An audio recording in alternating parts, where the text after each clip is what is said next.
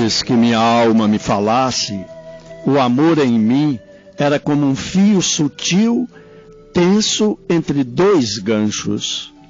Mas hoje o amor se tornou uma auréola, cujo início é o fim e cujo fim é o começo. Circunda cada ser e se estende lentamente para abraçar tudo que vai existir. O amor, como a morte, muda todas as coisas. A força do amor. Igualmente, não fosse pelo coração que amas, também tu não serias mais do que um fino pó, levado e disperso pelo vento. O amor é envolvente. Do Senhor é que me vem. A primeira leitura do próximo domingo, que é o 29º do tempo comum, é do Êxodo 17, 8 a 13.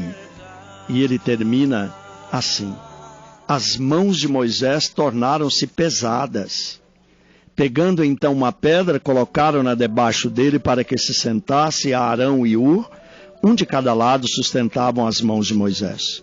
Assim, suas mãos não se fatigaram até o pôr do sol, e Josué derrotou Amaleque e sua gente a fio de espada. Palavra do Senhor. Graças a Deus. Caros ouvintes, o povo de Deus está a caminho da terra prometida. Deus sustenta essa caminhada não só matando a fome do povo e a sede, mas também dando vitória contra o inimigo. Os amalecitas habitavam o Negeb, no deserto entre o Sinai e Canaã. Tinham algum parentesco com Israel por serem descendentes de Esaú, mas entre Israel e Amaleque sempre houve inimizade profunda que, segundo a ética primitiva da guerra de sangue, exigia o extermínio total do inimigo. O texto deste domingo fala disso. Amaleque é a personificação do maior inimigo de Israel, e este deve exterminá-lo.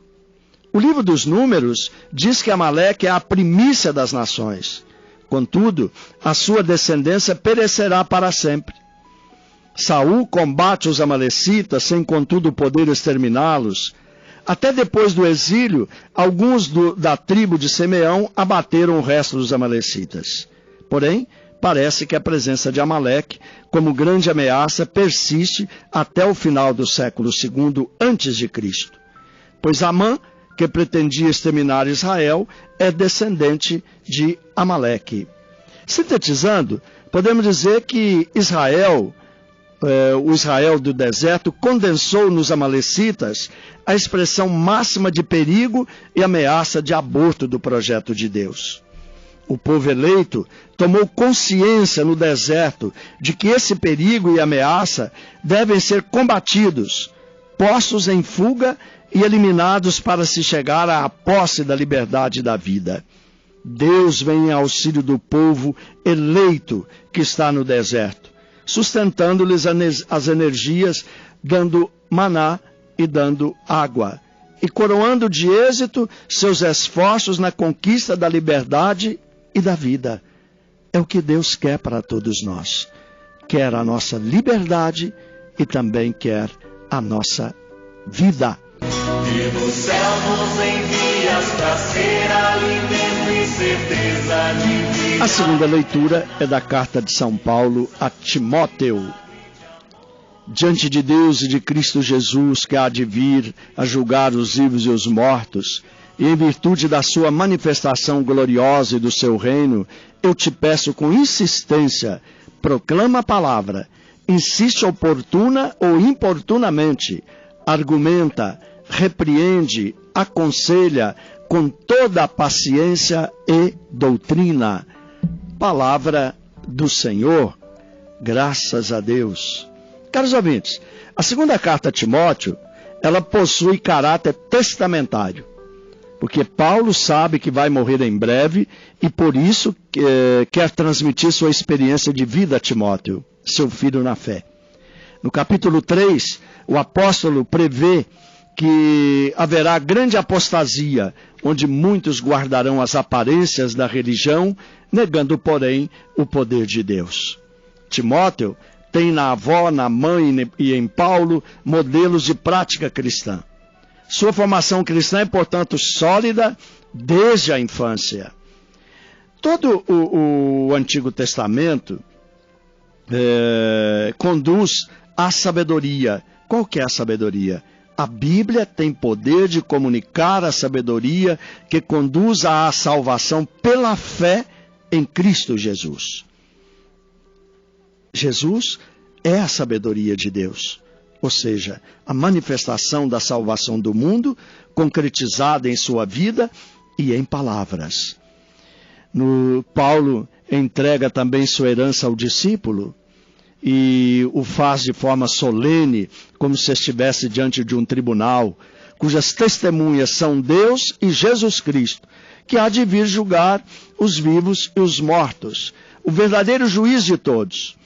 A herança está sintetizada em 5 imperativos: proclame a palavra, insista oportuna e inoportunamente, denuncie, ameace, exorte, com toda a paciência e competência. É isso que devemos fazer. Amém. É o próprio Senhor quem diz, pedi. O evangelho deste domingo é Lucas 18, 1-8. Numa cidade havia um juiz que não temia a Deus e não respeitava homem algum. Na mesma cidade havia uma viúva que vinha à procura do juiz pedindo: faze-me justiça contra o meu adversário. E Deus não fará justiça aos seus escolhidos que dia e noite gritam por ele? Será que vai fazê-los esperar?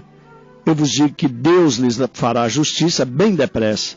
Mas o Filho do Homem, quando vier, será que ainda vai encontrar fé sobre a terra? Palavra da salvação. Glória a vós, Senhor. Caros ouvintes, a parábola da viúva perseverante, que somente Lucas narra, pode ser dividida assim: introdução redacional de Lucas, que apresenta o porquê da parábola. Depois a própria parábola, a aplicação da parábola feita pelo Senhor, interrogação atribuída a Jesus sobre a perda da fé. Primeiro, a oração perseverante. Jesus já havia dito aos discípulos: peçam e lhes será dado, procurem e encontrarão, batam e abrirão a porta para vocês. O segundo, o oprimido tem certeza de ser atendido. A parábola mostra que os oprimidos e opressores habitam a mesma cidade.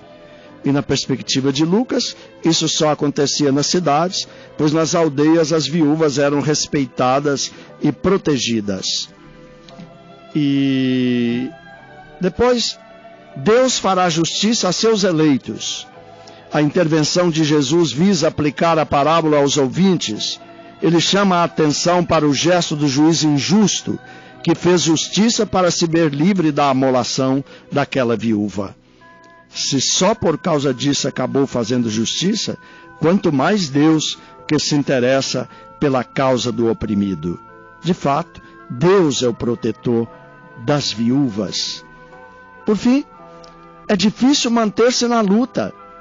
Tal como agiu a viúva, assim deve ser o cristão. Perseverar no testemunho e na oração incessante, para que Deus intervenha, fazendo justiça a seus eleitos, isto é, salvando-os. Mas a parábola termina com uma interrogação desafiadora. Quando o Filho do Homem voltar para fazer justiça, encontrará a fé sobre a terra? Encontrará pessoas que se mantiveram fiéis a Jesus no testemunho e na oração perseverante? A pergunta é uma admoestação severa. É difícil manter-se na luta. É preciso crer com garra, conservando-se prontos para o testemunho, pois tanto naquele tempo como hoje, muitos são tentados a desanimar. Finalmente, a expressão do versículo 8 pode ainda ser entendida assim: somos pessoas de fé, a tal ponto de reconhecer a presença da justiça de Deus agindo em nosso meio? Ou temos fé só para a vinda do Filho do Homem no final dos tempos?